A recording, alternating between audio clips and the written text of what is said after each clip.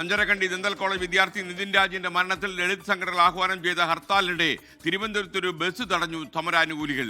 തമ്പാനൂരിൽ സമരക്കാർ പ്ലക്കാർഡുകളുമായി റോഡ് ഇപ്പോൾ ഉപരോധിക്കുകയാണ്. വടക്കൻ പറവൂർ കച്ചേരിപ്പടിയിൽ വാഹനം തടയുന്നുണ്ട്.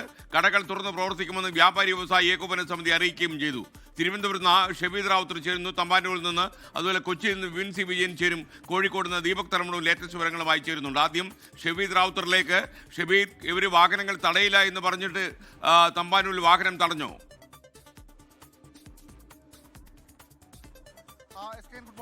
നേരത്തെ സൂചിപ്പിച്ചതുപോലെ തന്നെ ഇപ്പോൾ നമുക്ക് ഈ ദൃശ്യങ്ങളിൽ കാണാൻ സാധിക്കും. ഇവിടെ ഒരു KSRTC ബസ് തടഞ്ഞിട്ടിരിക്കുന്നുണ്ട്. തൊട്ടപ്പുറത്തേക്ക് മറ്റു ബസ്സുകളും തടയുന്നുണ്ട്. നമുക്ക് നേരത്തെ അറിയാം 52 ദളിത് ആദിവാസി സംഘടനകളായിരുന്നു ഇതുമായി ബന്ധപ്പെട്ട ഹർത്താലിന് ആഹ്വാനം ചെയ്തിരുന്നത്. അതിന് പിന്നാലെയാണ് ഇക്കാര്യത്തിൽ നേരത്തെ ഈ വ്യാപാരി വ്യവസായ അസോസിയേഷൻ അടക്കം ഇക്കാര്യത്തിൽ അവരുടെ നിലപാട് പ്രഖ്യാപിച്ചത്. അതായത് ഹർത്താലുമായി സഹകരിക്കില്ല എന്നുള്ള അവരുടെ നിലപാട് പ്രഖ്യാപിച്ചു. ഏതായാലും ഏതെങ്കിലും തരത്തിൽ ഈ നിർബന്ധപൂർവ്വം വാഹനങ്ങൾ തടയില്ലെന്നൊക്കെയുള്ള കാര്യങ്ങൾ ഇവിടെ നടപ്പാവുന്നില്ല എന്നുള്ളത് നമ്മൾ കാണുന്നുണ്ട്. പക്ഷേ നമുക്കറിയാം BDS വിദ്യാർത്ഥി, അഞ്ചരക്കണ്ടി ഡെന്റൽ മെഡിക്കൽ കോളേജിലെ BDS വിദ്യാർത്ഥിയായിട്ടുള്ള നിതിൻ രാജ്, അദ്ദേഹത്തിന്റെ മരണത്തിൽ കുടുംബമടക്കം ഉന്നയിച്ച ആരോപണങ്ങൾ നമ്മൾ കേട്ടതാണ്. മാത്രമല്ല അതിലടക്കം നേരത്തെ ഉയർത്തിയിട്ടുള്ള പല വിഷയങ്ങളുണ്ട്. ഈ പ്രധാനപ്പെട്ട ആരോപണ വിധേയനായിട്ടുള്ള പ്രധാനപ്പെട്ട അധ്യാപകനെ അറസ്റ്റ് ചെയ്യാത്തത്, ഇന്നലെ മറ്റൊരു അധ്യാപികയ്ക്ക് ജാമ്യം ലഭിച്ച സാഹചര്യം അടക്കമുള്ള കാര്യങ്ങൾ അത് ചൂണ്ടിക്കാണിക്കുന്നുണ്ട്. ഇപ്പോൾ നമുക്ക് ഈ ദൃശ്യങ്ങളിൽ കാണാൻ സാധിക്കും. ഇത് ഈ തമ്പാനൂർ സർക്കിളിലെ പ്രധാനപ്പെട്ട എല്ലാ റോഡുകളിൽ നിന്നുള്ള ബസ്സുകൾ അത് ഇവർ തടയുകയാണ്, സമരാനുകൂലികൾ തടയുകയാണ്. അവർ പറയുന്നത് ഒരു പക്ഷേ ഈ പിന്നോക്ക വിഭാഗം അവർ അനുഭവിച്ചു വരുന്ന ഏറ്റവും പ്രധാനപ്പെട്ട ഒരു വിഷയം, ആ വിഷയത്തിൽ ഈ സിസ്റ്റം അടക്കമുള്ള കാര്യങ്ങൾ അതെങ്ങനെ പെരുമാറുന്നു എന്നുള്ളതിൽ ഏറ്റവും ഉദാഹരണമായിരുന്നു ഇതിന്റെ മരണം. ഈ മരണം സംഭവിച്ച് ഇത്ര ദിവസമായിട്ടും ഏതെങ്കിലും തരത്തിൽ പ്രതികളെ തടയുന്നതടക്കമുള്ള നീക്കങ്ങളിലേക്ക് എത്താൻ കഴിഞ്ഞിട്ടില്ല എന്നുള്ളതാണ് ഈ ഹർത്താൽ അനുകൂലികൾ അല്ലെങ്കിൽ ഹർത്താൽ പ്രഖ്യാപിച്ച ആളുകളുടെ ഇക്കാര്യത്തിലെ പ്രതികരണം, അവർ പറയുന്ന കാര്യം എന്ന് പറയുന്നത്. മാത്രമല്ല അവർ മറ്റു പല ചില ആവശ്യങ്ങൾ കൂടി പറയുന്നുണ്ട്. ഈ നിതിൻ രാജിന്റെ മരണത്തിന് ഉത്തരവാദികളെ അധ്യാപകരെ അറസ്റ്റ് ചെയ്യുക, രോഹിത് വെമുല നിയമം നടപ്പിലാക്കുക, നിതിന്റെ കുടുംബത്തിന് 10 കോടി രൂപ നഷ്ടപരിഹാരം നൽകുക, അഞ്ചരക്കണ്ടി ഡെന്റൽ കോളേജിന്റെ അഫിലിയേഷൻ റദ്ദാക്കുക തുടങ്ങിയ ആവശ്യങ്ങളാണ് ഇവർ പ്രധാനമായും ഉന്നയിക്കുന്നത്. മാത്രമല്ല ഈ ആക്ഷൻ കൗൺസിൽ, അതായത് നിതിൻ രാജ് ആക്ഷൻ കൗൺസിലും ഇതുമായി ബന്ധപ്പെട്ട് ഈ സമരത്തിൽ ഈ ഹർത്താലിൽ പങ്കുചേരുന്നുണ്ട്. ഈ ഹർത്താൽ പ്രഖ്യാപിച്ച സാഹചര്യത്തിൽ ചില സർവകലാശാലകൾ മാത്രമാണ് അവർ നടത്താതിരുന്ന പരീക്ഷ ഉൾപ്പെടെയുള്ള കാര്യങ്ങൾ മാറ്റിവെച്ചത്. ഈ ഹർത്താൽ പ്രഖ്യാപിച്ച സാഹചര്യത്തിൽ ശ്രീ ശങ്കരാചാര്യ സംസ്കൃത സർവകലാശാല ഇന്ന് നടത്താനിരുന്ന എല്ലാ പരീക്ഷകളും മാറ്റിവെച്ചിട്ടുണ്ട്. അതേസമയം ഈ കച്ചവട സ്ഥാപനങ്ങൾ അതല്ലെങ്കിൽ വ്യാപാര സ്ഥാപനങ്ങൾ അടക്കമുള്ള കാര്യങ്ങൾ തുറന്ന് പ്രവർത്തിക്കുകയും ചെയ്യുന്നുണ്ട്.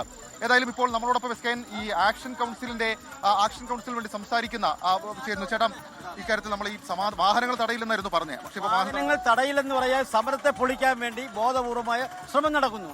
ആരുടെ ഭാഗത്തു നിന്നാണ് ശ്രമം നടക്കുന്നതെന്ന് വെച്ചാൽ ഈ സമരത്തെ പൊളിക്കുന്ന ഇവിടുത്തെ രാഷ്ട്രീയ പാർട്ടികൾ തന്നെ അതിന് മുന്നിൽ നിൽക്കുന്നത്.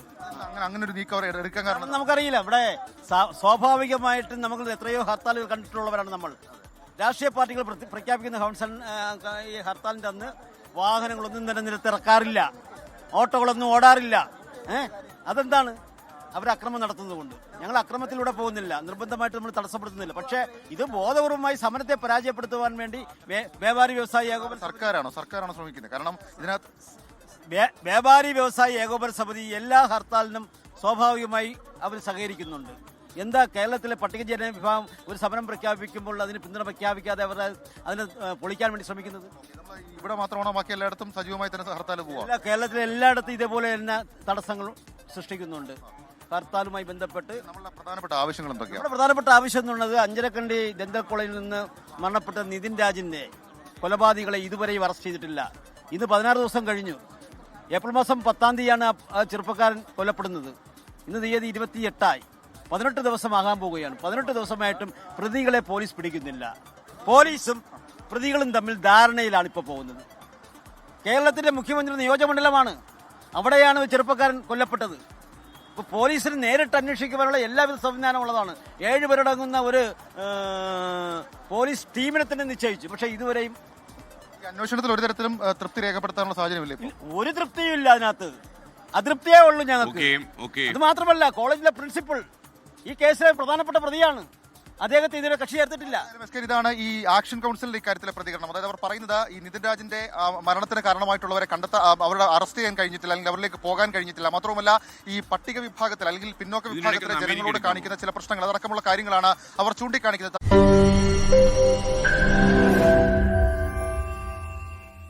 ലോകത്തെവിടെയായാലും ഏത് സമയത്തും 24 വാർത്തകളും ഓഗ്മെന്റഡ് റിയാലിറ്റി പാക്കേജുകളും എക്സ്പ്ലെയിനറുകളും വിശദമായി കാണാൻ ഞങ്ങളുടെ യൂട്യൂബ് ചാനൽ നിങ്ങൾക്ക് സബ്സ്ക്രൈബ് ചെയ്യാം.